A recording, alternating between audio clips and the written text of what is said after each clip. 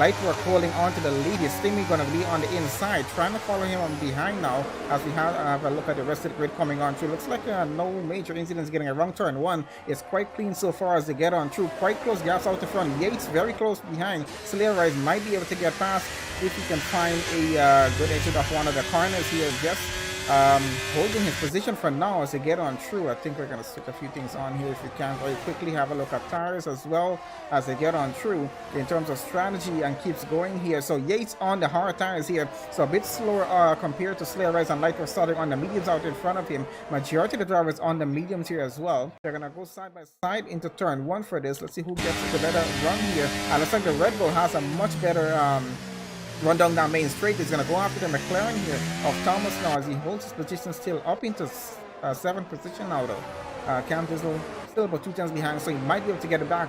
Following behind that is both Alpines as they're running behind each other. This is about 2 tenths between them, so you see how well that is going to go. Slayer is back up in the second, having to defend that position probably for the remainder of this session that he's going to be there in second. They're fighting for it again here as Yates is pushing right up to the rear of the Aston Martin. He's going to go for that move again. The Williams trying to keep a close gap. He's only 2 tenths behind as well, down to only a 10th, so it looks like Yates might be in trouble here as well as he's pushing for an overtake. He might be overtaken as well if that Williams can't get it wrong. He's trying to get alongside him, pushes around the outside.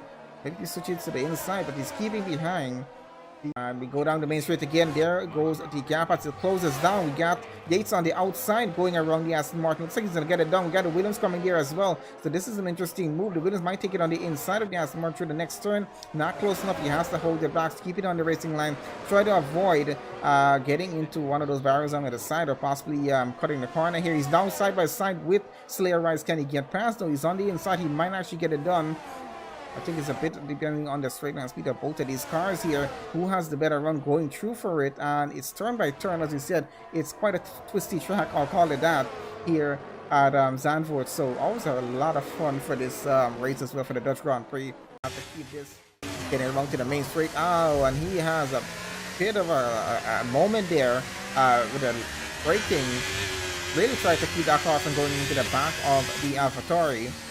Gonna try to keep it on through. 2 tenths out in front, 1 tenth between Yates and Williams, and they're gonna go side by side with this here.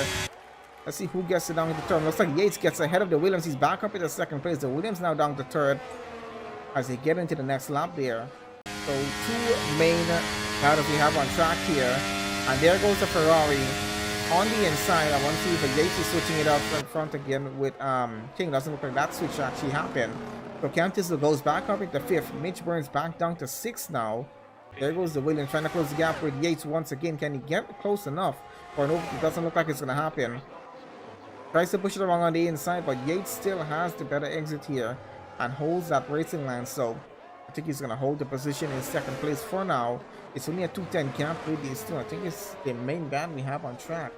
Let's have a look what's happening. Down the main street, they are side by side going through. King on the inside looks like he gets ahead of Yates. He's once again back up into second place. There's another switch with the two of them. Yates down to third, and I guess they're gonna run that for a few more laps, maybe until they do a pit stop or until they switch it back again. Let's see what's gonna happen. Got Slayer is coming in that battle as well. So gonna get very interesting here. Yates closing the gap on the Williams. He's gonna take it on the inside, going into turn one. Can he get the move done? He does get it done. Fresh tires are helping on both ends maybe here, but yeah, the straight line speed definitely did help. I guess the DRS advantage. The Williams right up on his rear though. He's still hoping to get back to position here as he tries to take it a bit on the inside. I guess maybe with a bit of late braking. He's pushing through. 3:10 gap. Yates under pressure with this. You got Mitch Burns and Slayer fighting for 4th. Yates and King fighting for 2nd, and overall both groups are gonna definitely come together, fight for 2nd place overall in the session.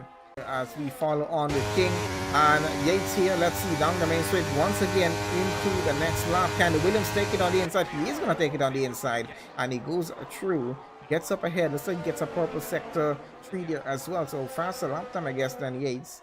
My best guess here is gonna be whoever is in third is going to wait until the penultimate lap, do the overtake down the main straight, take it into the final lap in 2nd place, and then keep that going through to the finish line. Of course, you got to make sure that the car behind doesn't catch him on the straight before they get across the line. It's going to be a bit important on that as well, depending on what the gap is. It could potentially happen.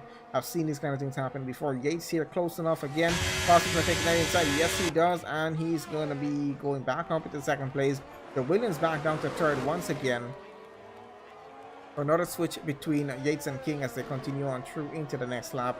It's been an intense session between the two of them, with a switch by switch every few laps going through the race for second place.